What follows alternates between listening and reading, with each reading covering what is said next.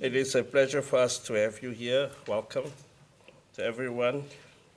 Good morning, Mulweni. Goeiemorgen. The Anti-Racism Network in Higher Education is, for me, very important, and I want to share with you some thoughts about it.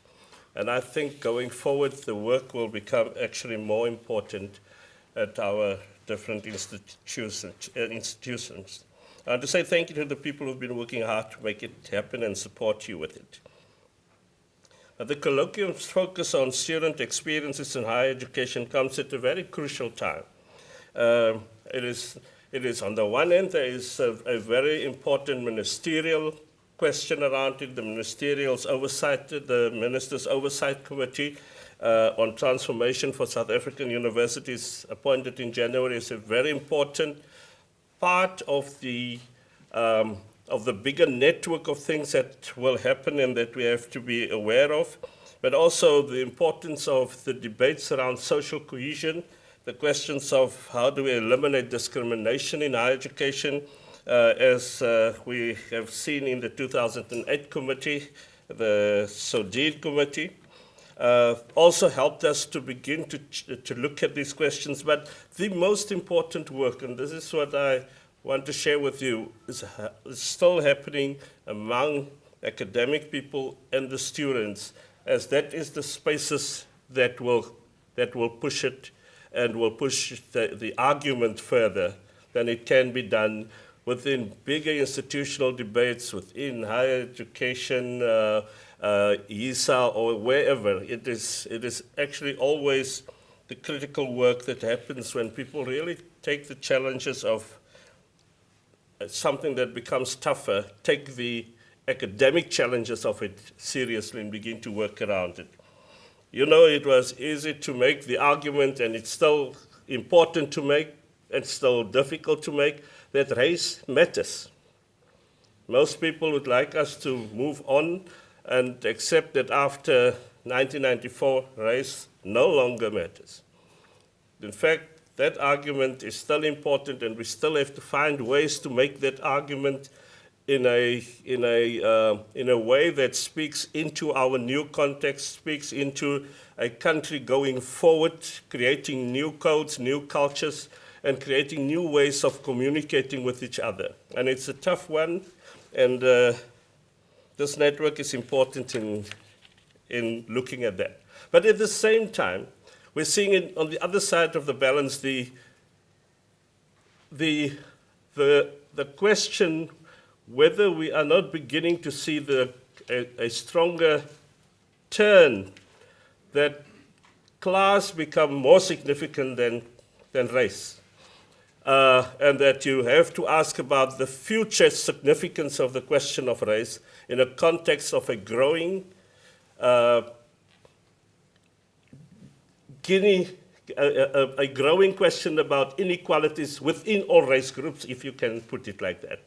And whether that question, how are we going to deal with that question in relation to the issue of race, is going to be a significant part. And that is why I think what you said this morning in the opening is they're quite important issues. We have decided to have this week of diversity, and there are some people that are very upset with that. But they felt, they say, not even just one day, but even a week. This is very bad for society and for humanity. But the reality is that what it helps us engage with the difficult issues in an atmosphere of that creates the feeling that it is okay to do this. If you look at all the different programs, and you should also try to attend something if you can. There are interesting things, I'm sure there are another program to you. They're very good at letting everybody know what we're doing this week. So don't miss it. But it's an important part that we've decided to make it both very weighty, to deal with the weighty questions of diversity and what it means, but also on the other hand, to have lighter events, to have people laugh about it and realize that it's no longer just an old war. It is actually a new engagement beyond that, and it is actually about how do we find new codes to deal with it and talk to each other. Now, people ask, we had a focus on the born frees, young people who were born after 1994, and we asked them, how do you experience the university? They started at the beginning of the year, the distinct question was, what is your first semester experience of the space? And if you follow it and hear what they say, and we have a blog, and they've put their ideas there on the blog, and you get the interesting feelings of how they experience race and how they respond differently to it. And I think when I look at it, it's the same black person, in my mind, the same person that looks black as the same person that I knew starting here in 2007, who would have come to me and said, Professor, I'm leaving the university because somebody said this about me. That person is now standing up and saying, look here, I don't know where you come from, but I am a Zulu woman, and I do wear my braids, and you have your hair, and you have your language, and I have probably done better than you at school. And the thing is, you see something else, a new engagement, something very important that is happening. It's people are no longer afraid to say, I am different, and that is actually great in my mind. And I want you to understand it. I want you to find a way to work with it, because there's nobody else that you're going to get. It's me, and you're going to have to deal with it. But what is also interesting for me is how they invite each other into a conversation. They go out of their way to say, we're ready to talk. We're ready. It's no longer the old story, and you know how it is. The place where you sometimes find the toughest debates around race and the problem of race and discrimination is in the tea room. When you step in the tea room, you know, people wonder, what are you doing here? And it's an old thing, but for them, they do that thinking within a totally different framework about the same reality that they experience, that we have experienced and continue to experience. And it's also important because for them, they think they are global citizens anyway, full stop. So they don't think that they have to win a war in small spaces. They understand that they're actually busy with a big international debate on race. And it is everywhere, and the Americans struggle with it. The people are going to struggle with it even more in Europe now, and it is getting tougher there. And we're going to struggle with it here. And it is a complex thing, and what they do when they deal with the complexity of it, they personalize it and say, this is how I deal with it. This is how I see it. This is how I come to a conclusion with regard to myself. And what this network, I think, can help us do, because it is a network, and that is what I like about it.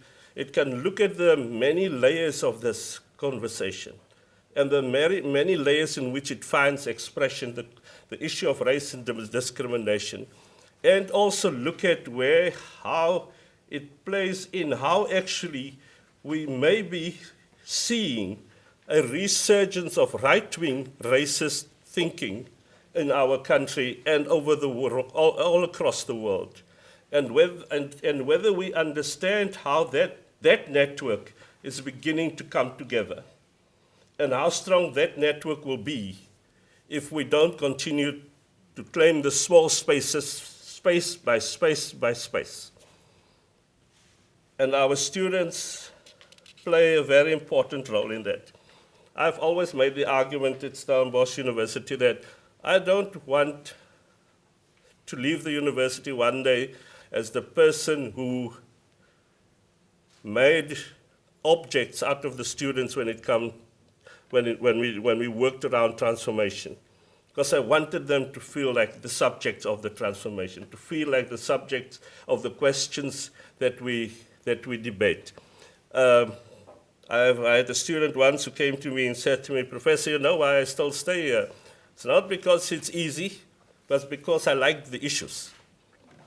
And that is an important part of our being here. It's dealing and struggling with the issues and continue to deal with it as an institution, because in that way we're dealing as a microcosm of the country with the questions of the country and with the spaces of the country.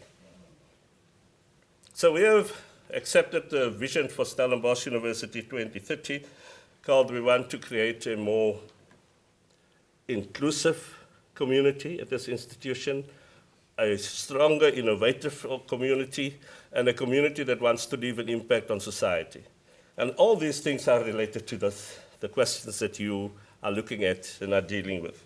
So I'm looking forward to hear more of the outcome of this meeting, to see also how you listen in on this debate around this Diversity Week. We're trying to record almost every single thing that is happening.